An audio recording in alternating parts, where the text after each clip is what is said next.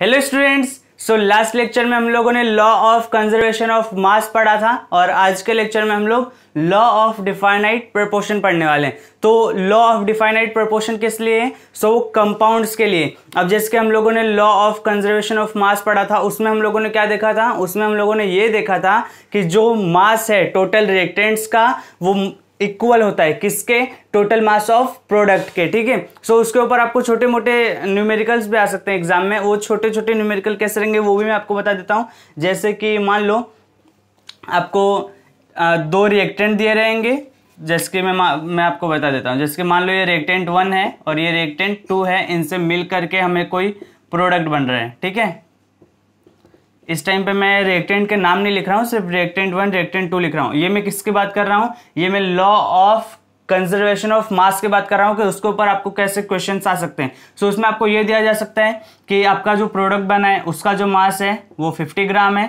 ठीक है, और जो रिएक्टेंट 2 है उसका जो मास है वो 30 ग्राम है। सो हम लोग को फाइंड करना है रिएक्टेंट 1 का मास। हम लोग को क्या फाइंड करना है? रिएक्टेंट 1 का मास। आप लोग को ऐसे ही न्यूमेरिकल आएंगे, ज्यादा टेंशन लेने की जरूरत नहीं है। अब सिंपल सा बता दो कितना होगा। तो हम लोग को ये पता है, ये हम लोग किसकी बात कर रहे हैं वो पता है ना आप लोग को? वो पता होना चाहिए किसकी बात कर रहे हैं? कंजर्वेशन ऑफ मास। ठीक है, मास can neither be created nor be destroyed in a chemical reaction. और हम लोग इसको दो तरीके से और एक तरीके से और बोल सकते हैं, total mass of product is equal to total mass of reactant. ये वाला जो law of conservation of mass है अभी पिछले लेक्चर में ही पढ़ कर आए हैं। ठीक है, सो इसके ऊपर आपको ऐसे न्यूमेरिकल आएंगे, बोला रहेगा कि R1 प्लस R2 ये हमारे दो रिएक्टेंट है, इनसे मिलकर के कोई प्रोडक्ट बन रहा है जिसका मास 50 ग्राम है, रिएक्टेंट 2 का मास 30 ग्राम है। So we will have to find mass of reactant 1। So what will be the mass of reactant 1? Simply 20 ग्राम। मैंने क्या किया? मैंने ये किया, मेरे को ये पता है कि इसका जो टोटल मास है वो इसके टोटल मास के इक्वल होना चाहिए। इसका जो टोटल मास है वो इसके टोटल मास के इक्वल होना चाहिए। तो ये तो 50 दिया है लेकिन ये 30 दिया है, तो ये इस 30 में मैं कितना जोड़ दूं कि वो 50 के इक्वल हो जाए? 20 जोड़ूंगा, यानी कि यहाँ पर 20। इसको हम लोग अगर ऐसे नहीं करना है तो आप लोग ऐसे भी कर सकते हो। रिएक्टेंट 1 का जो मास है वो x ग्राम मान लिया और ये 30 ग्राम दिया है। अब टोटल कितना होना चाहिए? 50 ग्राम होना चाहिए। ठीक है, सो x बराबर कितना आ जाएगा? 20 ग्राम आ जाएगा। सिंपल सा, 30 को प्लस 30 है इक्वल टू के दूसरे साइड जाकर के माइनस हो जाएगा, तो 50 माइनस 30 20 ग्राम। सिंपली ऐसे भी फाइंड कर सकते हैं और हम लोग लॉजिक से भी बोल सकते हैं कि ये 20 ग्राम होगा। अगर ऐसा दिया रहता कि मान लो ये 50 ग्राम पूछा रहता तो 20 प्लस 30 50, ऐसे क्वेश्चन आप लोग को आएंगे। ठीक है, तो ऐसे क्वेश्चन तो कर लोगे ना? हाँ, कर लेंगे। ठीक है, सो अब देखिए हम लोग अपना लॉ ऑफ डिफाइनाइट प्रोपोर्शन शुरू करते हैं। लॉ ऑफ डिफाइनाइट प्रोपोर्शन में क्या है? तो देखो, लॉ ऑफ डिफाइनाइट प्रोपोर्शन से पहले आप लोगों को एटॉमिक मास पढ़कर आए हो कि नहीं? देखो, एटॉमिक मास से हम लोगों ने अपने लास्ट टू लास्ट लेक्चर में समझा था और उसमें मैंने अच्छे से समझाया था कि एटॉमिक मास क्या होता है। आपके टेक्स्ट बुक की एक लाइन भी दी हुई है, उसको भी हम लोगों ने समझा था। ठीक है, सो उससे पहले मैं आप लोग को कुछ मास बता देता हूँ कि आप लोग को किस किस एलिमेंट के मास ध्यान रखने हैं। तो उसका मैं जो टेबल है वो यहाँ पर बना देता हूँ। ठीक है, एक बात और ध्यान देना, हम लोग जब अपना ये अगला चैप्टर शुरू करेंगे एटॉमिक स्ट्रक्चर या तो स्ट्रक्चर ऑफ एटम, दोनों बोल सकते हैं। सो स्ट्रक्चर ऑफ एटम में हम लोग को ये फिक्स हो जाएगा कि ये एटॉमिक मास जो है वो एग्जैक्टली कहाँ से आ रहा है, एग्जैक्टली है क्या ये एटॉमिक मास। ठीक है, ये उसमें पता चल जाएगा।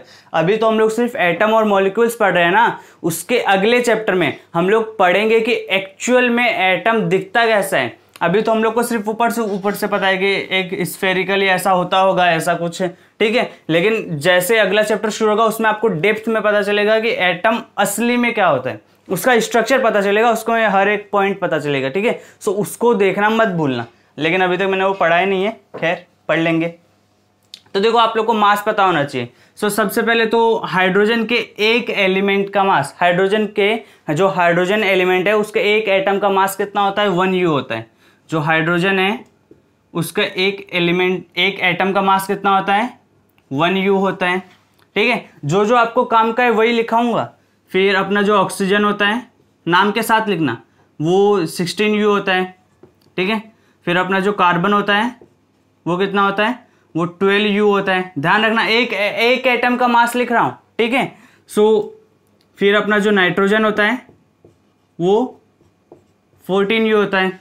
अभी तो खैर हम इन 4 पर ही बात करेंगे, बाकी और जैसे जैसे आएंगे तो मैं आप लोग को बता दूंगा कि इसका मास ये होता है, वो उसको भी आप लोग नोट कर लीजिएगा। फिलहाल इन चारों को ध्यान रखिए। अब देखिए, अगर मैंने बोला कि एक हाइड्रोजन के एक एटम का मास 1U है, सो अगर मेरे को H2 का मास किसी ने फाइंड करने को बोला तो मैं क्या करूंगा, तो मेरे को इतना पता है कि हाइड्रोजन के एक एटम का मास कितना है, 1U है, तो 2 एटम का कितना होगा, 2U होगा ना, सिंपल सी बात है।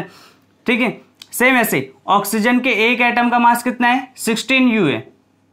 ऑक्सीजन के एक एटम का मास 16U है। लेकिन अगर किसी ने मेरे को बोला O2 का मास फाइंड करो तो देखो ऑक्सीजन के एक एटम का मास कितना है, 16U है। सो मुझे यहां पर ऑक्सीजन के कितने एटम है, 2 एटम है ना, तो 2 एटम का मास कितना होगा। सो सिंपल सा हम लोग क्या करेंगे, क्रॉस मल्टीप्लाई करेंगे। सो ये यहां पर इसकी वैल्यू क्या आ जाएगी, 16 इंटू 2 32 ना, सो 32 होगा। समझ में आ रहा है। सेम ऐसे अगर किसने मेरे को बोल दिया कि O3 है, इसका मेरे को मास फाइंड करना है। अच्छा, ये मास फाइंड क्यों रहे हैं, तो देखो मास फाइंड ये जो हम लोग कर रहे हैं ना, इसका जो काम है ना, वो आपको अभी मॉलिक्यूलर मास जब हम लोग फाइंड करेंगे, मोल्स पढ़ेंगे, उसमें भी काम आएगा, और ये लॉ ऑफ डिफाइनाइट प्रोपोर्शन में भी काम आएगा। सो O3 अगर मेरे से किसने पूछ लिया कि O3 का मास कितना होगा, तो सिंपल सा मेरे को देखना है कि ऑक्सीजन के एक एटम का मास कितना होता है। ऑक्सीजन के एक एटम का मास 16U होता है, लेकिन मेरे पास कितने एटम है, 3 एटम है। यहां पर जो लिखे रहते हैं वो नंबर ऑफ एटम्स रहते हैं। So I have 3 atoms. So 3 atom का मास कितना होगा, मैंने बोल दिया कि x होगा। सो जब मैं क्रॉस मल्टीप्लाई करूंगा सो मेरे को क्या मिलेगा, x is equal to 16 into 3। 16 into 3 कितना होता है, 48। So it will be 48U। किसका मास, इसका मास, ओजोन का मास। ठीक है, सेम ऐसे ही अगर किसने मेरे को बोल दिया कि 2O3 का मास फाइंड करो, इसका मास हम लोग को फाइंड करने का है, तो देखो सबसे पहले तो आप लोग को नंबर ऑफ एटम्स निकालना अच्छे से आना चाहिए भैया। नंबर ऑफ एटम्स निकालना, जो कि हम लोग अपने इतने लेक्चर आ रहे हैं, इतने में कर चुके हैं कि नंबर ऑफ एटम्स और नंबर ऑफ मॉलिक्यूल्स कैसे निकाला जाता है। उसमें मैंने आप लोग को बताया था, क्या बताया था, ये जो O3 का कोएफिशिएंट है, वो क्या रहेगा, नंबर ऑफ मॉलिक्यूल्स रहेगा, और जो यहां पर लिखा रहेगा वो क्या रहेगा, वो रहेगा नंबर ऑफ एटम्स। सो ये क्या 3 क्या लिखा है, नंबर ऑफ, सॉरी एक मिनट, ये नंबर ऑफ एटम्स कब होगा, जब इसका कोएफिशिएंट 1 होगा। ठीक है, जैसे इसका कोएफिशिएंट 1 से कुछ और हुआ, सो हम लोग क्या करते हैं, हम लोग इस 3 का और इस 2 का मल्टीप्लाई करते हैं। सो हम लोग को क्या मिलता है, टोटल नंबर ऑफ एटम्स मिलता है। सो यहां पर नंबर ऑफ एटम्स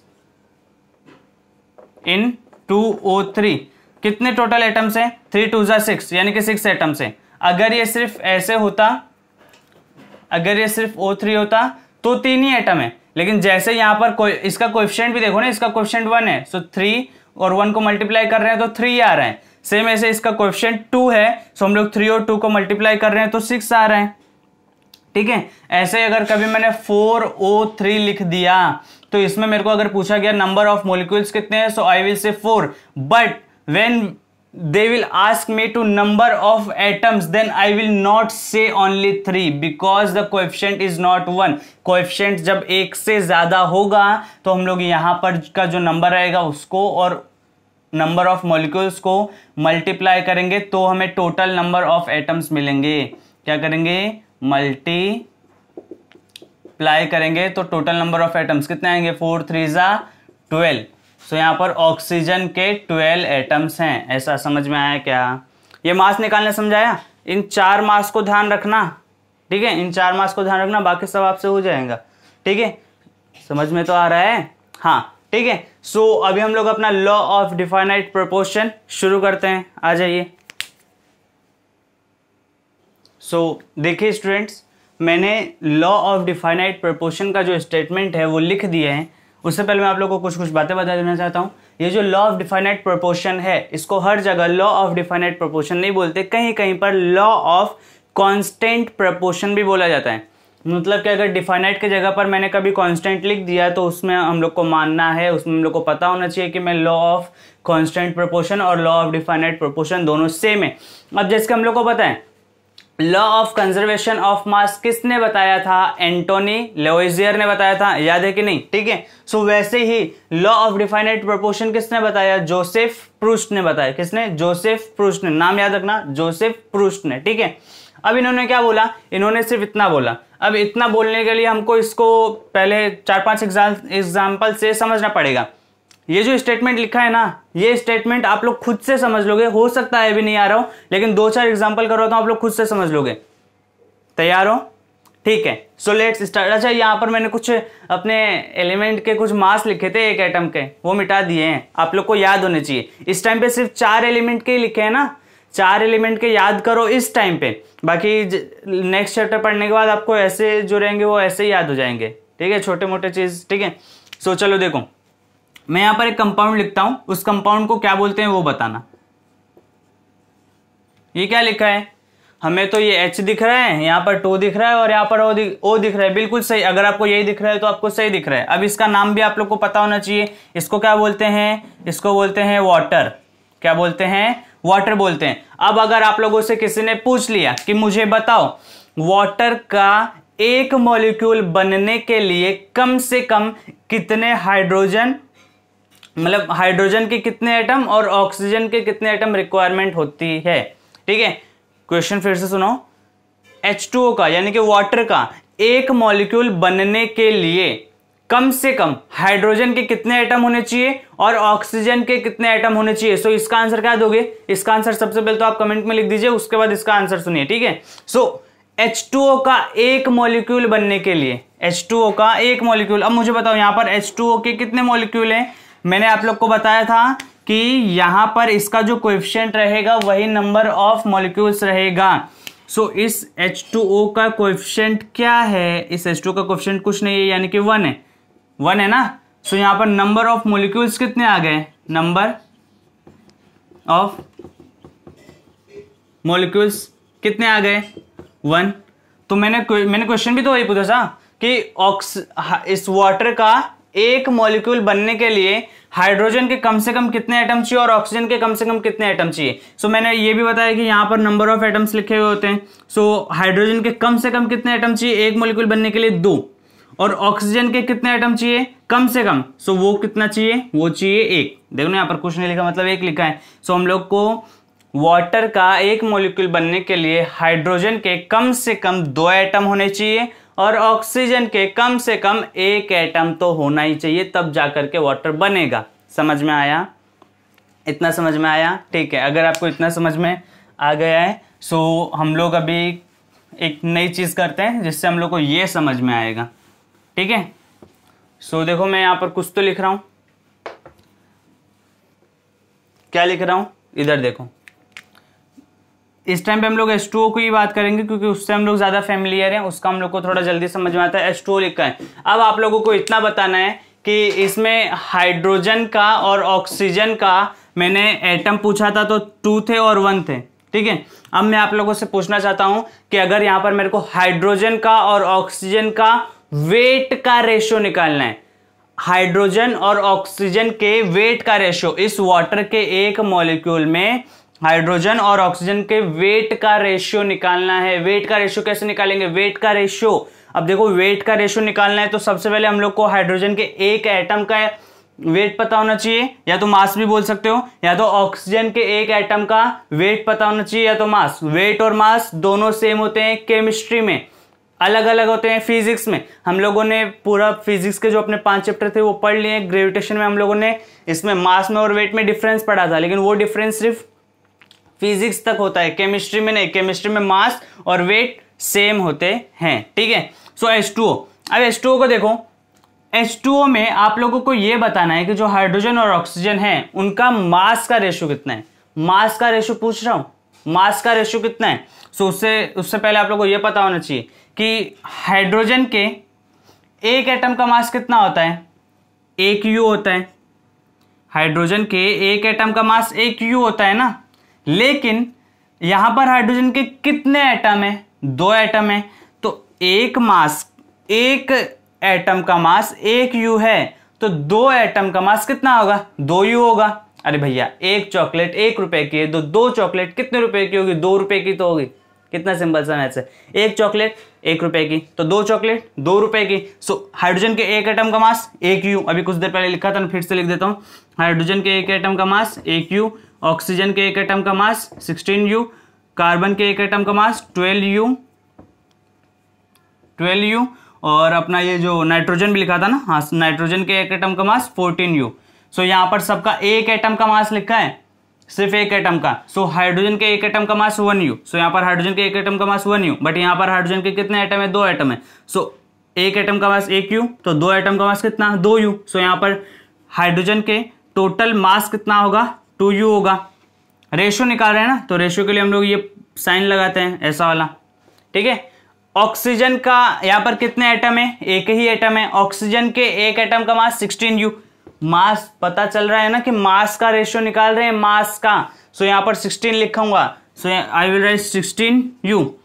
अब इसका मतलब क्या होता है? डिवाइड ही तो होता है। सो डिवाइड कर लो ना भैया, 2 U अपॉन में 16 U, U से U कैंसिल, इधर अपना गया 2 1 2, 2 1 2, 2 8 16। सो रेशियो कितना आया? मास का रेशियो कितना आया? सिंपल रेशियो की बात कर रहे हैं, 1:8 आया कि नहीं आया? ध्यान से देख लो, 1:8 आया कि नहीं आया? आई होप आप लोग को ये दिख रहा होगा। हाँ, 1:8 आया कि नहीं आया? आया ना। तो हम लोग को इतना पता चल गया कि हाइड्रोजन और ऑक्सीजन के मास का रेशियो, सिंपलेस्ट मास रेशियो कितना होता है? 1:8 होता है। समझ में आ रहा है? मास का रेशियो निकाल रहे हैं, मास का रेशियो पता चल रहा है कि नहीं पता चल रहा है? पता होना चाहिए ना। मास का रेशियो निकाल रहे हैं, तो देखो मास का रेशियो निकाला है, बड़ा सिंपल सा है ना। अरे किया क्या मैंने सिर्फ इतना किया कि मेरे को मास का रेशियो बोला है, मास का रेशियो बोला है। इसका मतलब मेरे को दोनों का मास तो पता होना चाहिए, तभी तो मास रेशियो निकालूंगा। विदाउट मास के मास रेशियो निकाल सकते हैं क्या? नहीं निकाल सकते। सो मेरे को दोनों का मास पता होना चाहिए, तो मैं मास रेशियो निकालूंगा। तो मेरे को हाइड्रोजन के एक एटम का मास पता है, 1 U। सो यहाँ पर 2 एटम है, तो 2 U। ऑक्सीजन के एक एटम का मास पता है, कितना है? 16। सो 2 एटम का मास कितना होगा? 16 U। सो अब मुझे सिंपलेस्ट रेशियो चाहिए, सो आई विल डिवाइड बाई 2। सो यहाँ पर डिवाइड 2 से डिवाइड किया, सो 1:8 आ गया। सिंपल सा ऐसे डिवाइड भी कर सकते हो आप लोग। सो 1:8। सो सिंपलेस्ट रेशियो कितना आया? 1:8। इसका मतलब जब भी आपको H2O देखने को मिलेगा, सो वो हमेशा अपने मास के प्रोपोर्शन में रहेगा, और उसका जो प्रोपोर्शन रहेगा वो हमेशा इतना ही रहेगा। हमेशा कितना रहेगा? हमेशा 1:8 ही रहने वाला है। 1:8 के अलावा कुछ नहीं होगा। 1:9 भी नहीं हो सकता, 1:8.1 भी नहीं होगा। 1:8 तो 1:8, 1:8 तो 1:8 ही रहेगा। समझ में आ रहा है? ये एक एग्जाम्पल किया। इसमें हम लोग को समझना क्या है? इसमें हम लोग को ये समझना है कि जो एक गिवन कंपाउंड होता है, जो हम लोग को कंपाउंड दिया गया है, वो हमेशा अपने उसके जो मास का जो भी प्रोपोर्शन आएगा वो हमेशा सेम होता है, हमेशा सेम होता है। हमेशा सेम होने का क्या मतलब है? मैं अपना जो घर पर हम लोग का पानी रहता है, पानी पीते हैं, उसमें अगर मैं हाइड्रोजन और ऑक्सीजन है ना, अरे पानी है मतलब H2O तो है, तो हाइड्रोजन और ऑक्सीजन है, तो उसमें जब मैं हाइड्रोजन और ऑक्सीजन के मास का रेशियो निकालूंगा 1:8 मिलेगा। मैं कहीं सी में चले गया, समुद्र में चले गया, उधर मछली लोग ऐसे ऐसे तैर रही थी। मैंने एक मछली से पूछा, चल मछली, इतने साल हो गए तुझे तैरते हुए, आज तू मेरे को ये बता कि जिस पानी में तू तैर रही है, जिस पानी में तू स्विम कर रही है, उस पानी में हाइड्रोजन और ऑक्सीजन का मास रेशियो कितना है? सो वो क्या बोलेगी? वो बोलेगी 1:8। क्या बोलेगी? 1:8। ऐसे ही समझ लो, अगर मैं कभी किसी तालाब में चले गया, तो उस तालाब में मेरे को एक कछुआ दिख रहा था, टर्टल, तो मैंने उससे पूछा, वो ऐसे तैर रहा था, मैंने उससे पूछा कि इतने सालों से तू तैर रहा है, मेरे को इतना बता कि जिस पानी में तू तैर रहा है, उस पानी का हाइड्रोजन, मतलब उस पानी में हाइड्रोजन और ऑक्सीजन का मास रेशियो कितना है? मास रेशियो पूछ रहा हूं। सो मास रेशियो 1:8। 1:8 का मतलब क्या पता है? 1:8 का मतलब कि अगर हाइड्रोजन का, मतलब कि अगर इसका ऑक्सीजन का मेरे को 8 ग्राम लगेगा, तो हाइड्रोजन का 1 ग्राम लगेगा वाटर बनाने के लिए। समझ में आ रहा है? वाटर का 1 मॉलिक्यूल बनाने के लिए। अगर मेरे को इसका 16 ग्राम लगेगा, तो इसका 2 ग्राम लगेगा। इतना समझ में आ रहा है? सो ये आपको समझ में आ गया होगा कि मैं कहीं पर भी चले जाऊं वहां का जो वाटर होगा उसमें जो एटम्स होंगे उनका जो मास रेशियो होगा वो हमेशा 1:8 ही होगा। फिर यहाँ पर 2:8 नहीं होगा कभी, तब वो अलग ही कंपाउंड बन जाएगा। सो इसके H2O के लिए हमें मास रेशियो 1:8 मिला, जो कि एग्जैक्टली पूरे यूनिवर्स में यही रहता है 1:8। किसका जो कंपाउंड लिया उसका बात कर रहा हूं। सो H2O लिया। ऐसे अगर मैंने कोई और कंपाउंड ले लिया, लेट्स सी मैंने ले लिया NH3। अगर मैंने आप लोगों को बोला कि मैंने ये कंपाउंड आप लोगों को दिया है और इस कंपाउंड में आप लोग मेरे को नाइट्रोजन और हाइड्रोजन का मास रेशियो बताओ, इस कंपाउंड में मेरे को नाइट्रोजन और हाइड्रोजन का मास रेशियो बताओ। So what you will say that we know that the mass of one atom of nitrogen is 14U। Nitrogen के एक एटम का मास कितना है? 14U है। और यहां पर नाइट्रोजन के कितने एटम है? एक ही तो एटम है। अरे देखो ना, इधर एक कुछ नहीं लिखा, मतलब एक लिखा है। इतनी देर से क्या पढ़ रहे हो? तो ऐसे खाली पीले ऐसा स्टेचू बनकर मत बैठा करो, बुक पेन लिया करो, उस पर सॉल्व किया करो। वैसे इसको सॉल्व करने की जरूरत नहीं है, क्योंकि हम लोग को ये नॉर्मल थोड़ा जो ऐसा जो बहुत ज़्यादा ज़रूरत हो ना तब बुक पेन उठाया करो, नहीं तो जो माइंड कैलकुलेशन है ना वो माइंड में ही कर लिया करो। अब इसमें देख लो ना, यहाँ पर एक एटम है, एक एटम का मास कितना होता है? तो नाइट्रोजन के एक एटम का मास मेरे को पता है कितना होता है, 14U होता है।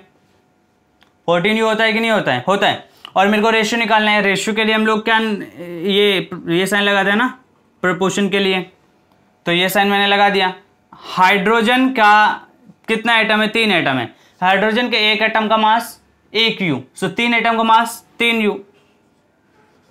एक एटम का मास देखो, हाइड्रोजन के एक एटम का मास 1U, तो यहां पर 3 एटम है, तो एक एटम का मास 1U, तो 3 एटम का मास 3U।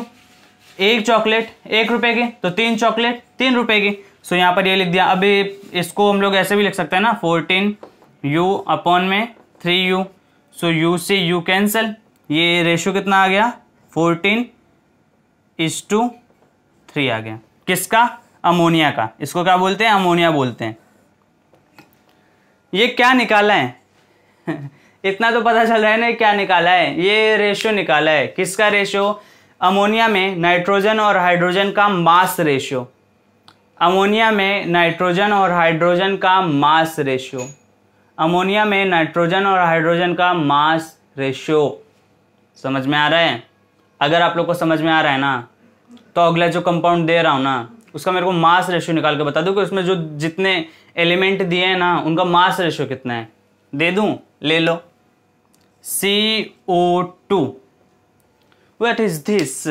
We call it as carbon dioxide, and in this compound I can see that the carbon has 1 atom and the oxygen has 2 atom. So now you will have to find the mass ratio of carbon and oxygen in this compound. कितना आएगा? कितना आएगा? तो आप लोगों ने कर लिया होगा, अभी मेरी बारी आती है। ठीक है, लेट्स स्टार्ट। तो मेरे को ये पता है कि कार्बन का इधर कितना एटम है? एक ही एटम है। सो कार्बन के एक एटम का mass 12U। So I will write here 12U is to O2 के एक एटम का मास 16, बट यहां पर O2 के कितने एटम है? 2 एटम है। सो एक एटम का मास 16 है। सो 2 एटम का मास कितना होगा? एक एटम का मास 16 है ना, तो 2 एटम का मास कितना होगा? 2 से मल्टीप्लाई, सो 32। अरे कैसा कर रहे हैं? ऐसा कर रहे हैं। एक चॉकलेट 16 रुपए की हो गई, अभी महंगी हो गई है। सो एक चॉकलेट 16 रुपए की होगी, तो 2 चॉकलेट कितने होगी? कितने की होगी? 32 रुपए की। सो यहां पर कितने की? 32U। अच्छा, इसका मतलब तो पता है ना? इसका मतलब ये है कि 12U अपॉन में 32U। अब कोई हमारे यहाँ पर महारथी ऐसे तो नहीं है ना जो इस 2 को और इस 2 को कैंसिल करेंगे। ऐसा नहीं होता भैया, ऐसा नहीं करते। इसको सिंपल सा हम लोग डिवाइड करेंगे। ठीक है, सो पहले 2 से करके देख लो। ये 2 से करेंगे 6 आ गया, और ये 2 से करेंगे कितना आ गया? 16 आ गया। अब इसको फिर से 2 से कर लो, ये कितना आ गया? 3 आ गया, और ये 8 आ गया, और ये U से U कैंसिल। सो 3:8। सो यहाँ पर 3 1:8। ये आ गया CO2 में कार्बन और ऑक्सीजन का मास रेशियो। समझ में आया मास रेशियो कैसे निकाल रहे हैं? मास रेशियो कैसे निकाल रहे हैं समझ में आ रहा है ना? तो वही यहाँ पर लिखा है, वही यहाँ पर लिखा है। क्या लिखा है? अ गिवन कंपाउंड। अब देखो आपका जो टेक्स्ट बुक है एनसीईआरटी का, उसमें यहाँ पर थोड़ा सा मैंने अपना मॉडिफाई किया है। ऐसा इसलिए किया है क्योंकि उन्होंने यहाँ पर कंपाउंड की जगह पर सब्सटेंस लिखा है। अभी हर एक सब्सटेंस का खुद का मास हो सकता है, लेकिन किसी और से मास निकालने के लिए कोई दो कंपाउंड तो होने चाहिए ना। सो वहां पर एग्जैक्टली कंपाउंड आना चाहिए। सो मैंने कंपाउंड लिखा है। आप लोग ये एग्जाम में लिखोगे एकदम सही है, ठीक है। So a given compound always contains, एक जो कंपाउंड हमें दिया गया है वो ऑलवेज कंटेन्स, हमेशा कंटेन करता है exactly the same proportion, exactly the same proportion of element. Element का सेम प्रपोर्शन हमेशा कंटेन करता है बाय वेट। यही तो मेन है, यही सबसे मेन है, बाय वेट। वेट की जगह अगर आप लोगों ने मास लिख दिया तो भी चलेगा। आई होप आप लोग को ये दिख रहा होगा। हाँ, सो देखो अगर इस वेट की जगह आप लोगों ने मास लिख दिया तो भी चलेगा। सो हम लोग को सिर्फ इतना बोला गया है कि कोई हमें दिया गया कंपाउंड हमेशा कहीं पर भी सेम प्रपोर्शन में रहता है अपने एलिमेंट के साथ, और उनका जो प्रपोर्शन रहता है वो किससे रहता है? By weight. या तो बाय मास रहता है या तो बाय मास। समझ में आया? A given compound always contains exactly the same proportion of elements by weight और by mass। लेकिन एक बार में एक ही लिखना। देखो यहाँ पर जब भी मेरे को अमोनिया बनाना रहेगा तो मैं नाइट्रोजन कितना लूंगा? 14 नाइट्रोजन और हाइड्रोजन का रेशियो कितना लूंगा? 14:3 होना चाहिए। कितना होना चाहिए? 14:3। अगर मेरे को कभी कार्बन डाइऑक्साइड बनाना है तो उसमें कार्बन का और ऑक्सीजन का रेशियो कितना लूंगा? 3:8। हाइड्रोजन और ऑक्सीजन बनाना है यानी कि वाटर बनाना है, सो उसमें अगर मैं कभी हाइड्रोजन का और ऑक्सीजन का मास रेशियो लूंगा तो वो कितना होना चाहिए? 1:8 होना चाहिए। हम लोग को सिर्फ इतना पता होना चाहिए कि इस टाइम पे मैंने ये जो रेशियो लिखे हैं वो किसके लिखे हैं? वो मैंने मास रेशियो लिखे हैं। क्या लिखे हैं? मास रेशियो लिखे हैं। समझ में आ रहा है? अच्छा, इसको थोड़ा और अच्छे से आप लोग को समझाओ, और अच्छे से मतलब ये एग्जैक्टली क्या कहना चाहता है उसको समझते हैं। अभी देखो ये H2O मैंने लिया, इधर लिखते हैं। H2O लिया, उसका जो सिंपलेस्ट रेशियो है वो हम लोगों ने निकाला। कितना आया? 1:8।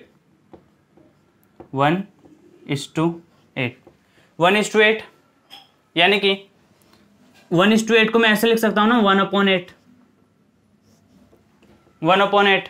सो इसका मतलब क्या है पता है? इसका मतलब ये है कि अगर मैं अपना ये क्या है, ये ऑक्सीजन 8 ग्राम लूंगा तो हाइड्रोजन 1 ग्राम लूंगा।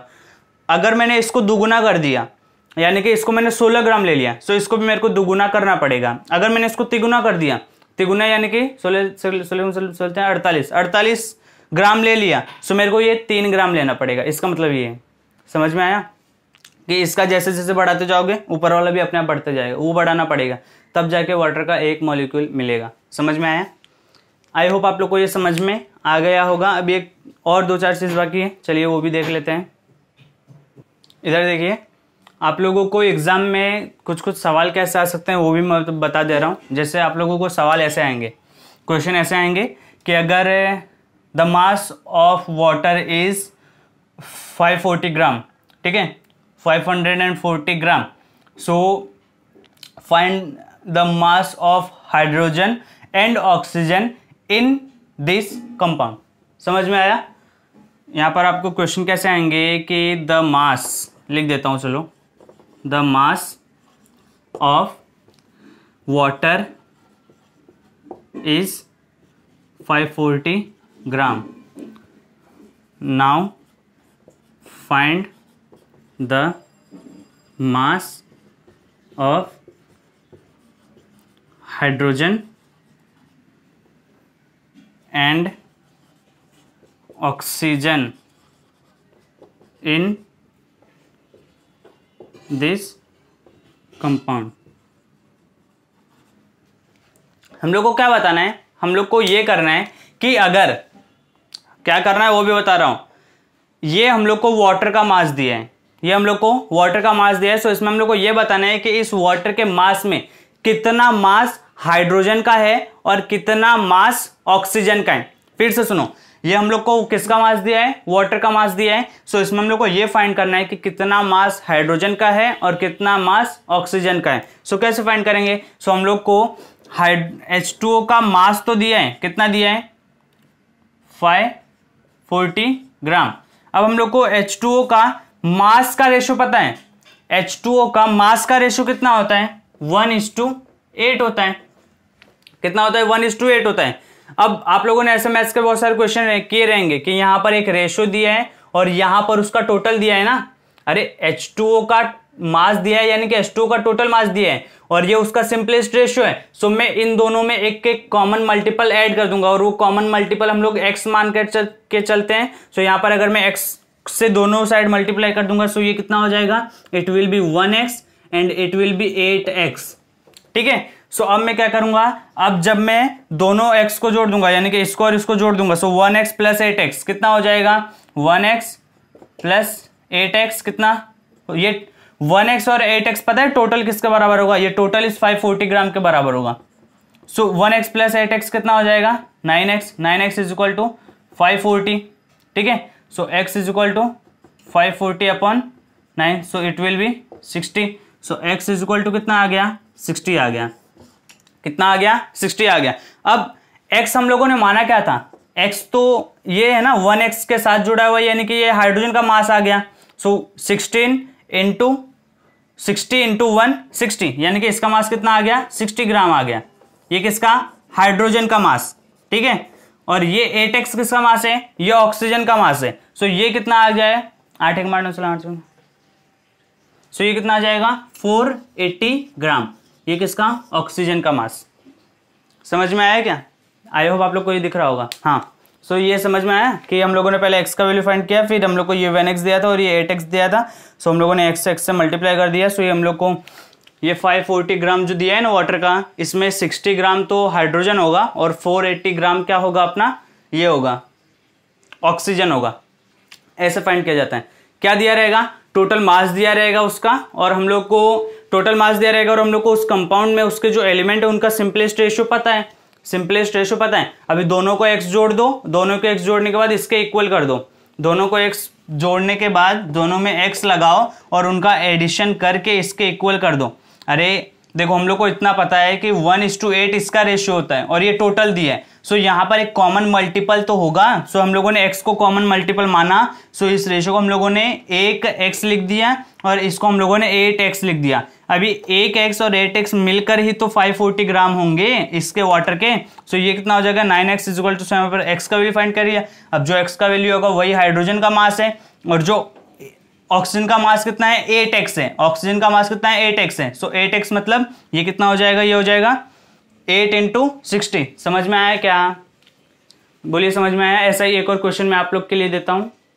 सो देखिए बड़ा सिंपल सा क्वेश्चन मैंने आप लोग को यहाँ पर दिया है। हम लोग को यहाँ पर the mass of CO2 is 55 ग्राम दिया है, यानी कि CO2 का मास कितना है, CO2 का मास कितना है, वो है 55 ग्राम। और मेरे को फाइंड करना है कि इस 55 ग्राम में कितना मास कार्बन का है और कितना मास ऑक्सीजन का है। सो मैं क्या करूंगा, मेरे को सबसे पहले इसका मास रेशियो सिंपलेस्ट फॉर्म उसका पता होना चाहिए। मास रेशियो का सिंपलेस्ट फॉर्म अभी कुछ देर पहले हम लोगों ने निकालता, ये कितना 12U, ये कितना 32U। सो उसका सिंपलेस्ट रेशियो कितना आया था 3:8 आया था, याद देखने अभी कुछ देर पहले तो निकाला था। सो ये 3:8 जो आया है इसमें दोनों साइड x लगाओ और उसको प्लस करके इसके इक्वल कर दो। सो ये यहां पर अगर कॉमन मल्टीपल हम लोग लेकर के चलेंगे, सो कार्बन का मास कितना हो जाएगा 3x हो जाएगा और हाइड्रोजन इसका ऑक्सीजन का मास कितना हो जाएगा 8x हो जाएगा। मैंने x को कॉमन मल्टीपल लिया कि x दोनों में है और इसको मल्टीप्लाई कर दिया। अब इसका मास इसके इक्वल दिया है यानी कि ये और ये एडिशन करके हम लोग को ये आएगा। So 3x plus 8x is equal to 55। So 3x 8 9 10 11, ये 11x is equal to 55। So x is equal to 55 upon 11। So x is equal to 5, x is equal to 5 आया। सो कार्बन का mass कितना है 3 into x है, x is equal to 5 आया है। सो 3 into 5, सो ये कितना 15 ग्राम। ठीक है। और ये 8x यानी कि 8 इंटू 5 यानी कि ये कितना 8 5 40, ये 40 ग्राम। समझ में आया? अब देखो ना, एडिशन कर लो ना, 40 50 और 55 ग्राम आ तो रहा है। सो बोलो हम लोग को निकालने आया ये कैसे हम लोग निकाल रहे हैं। ठीक है, आई होप आप लोग को निकालने आ गया होगा। अब मैं आप लोगों को कुछ कंपाउंड दे रहा हूं, उन कंपाउंड का सिंपलेस्ट मास रेशियो आप लोग को निकाल करके कमेंट में बताना है। ठीक है, वो कुछ कंपाउंड में आप लोग को दे रहा हूं, उनका जो सिंपलेस्ट मास रेशियो है वो आप लोग को निकाल के कमेंट करना है। H2O2 हाइड्रोजन और ऑक्सीजन का सिंपलेस्ट मास रेशियो बताओ। C12 H22 O11 हाइड्रोजन, मतलब इसमें कार्बन, हाइड्रोजन और ऑक्सीजन का सिंपलेस्ट मास रेशियो आप लोगों को बताना है। ठीक है, सो आई होप बस ये 2 कंपाउंड है। आई होप आपको आज का लेक्चर समझ में आया होगा। अगर आप लोग मेरे साथ यहाँ तक बने रहे हैं तो कमेंट में ज़रूर बताना कि आप लोग मुझसे पढ़ रहे हैं। थैंक यू सो मच मेरे साथ यहाँ तक जुड़ने के लिए। मिलते हैं नेक्स्ट वीडियो लेक्चर में।